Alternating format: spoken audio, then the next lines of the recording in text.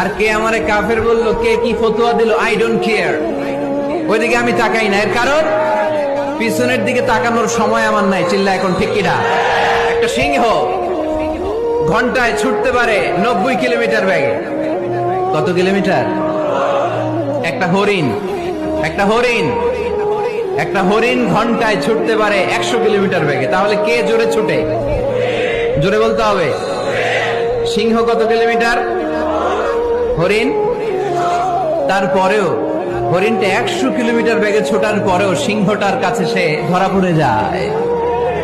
এর কারণ সিংহ যখন ধরার জন্য ছোটে সে শুধু সামনে তাকায়, সে পিছনে তাকায় না। আর হরিণ 100 কিলোমিটার বেগে ছোটার পরেও সে ধরা খেয়ে যাবার ভয়ে বারবার পিছনে তাকায়। আর পিছনে তাকার কারণে ওর গতিটা স্লো হয়ে যায়, আর সিংহের হাতে বধ হয়ে যায়। পিছনে তাকাবার সময় আমাদের নাই। চিল্লায় বলো ঠিক কিনা? আমরা অহংকার শিখি নাই, আমরা হিংসা শিখি নাই।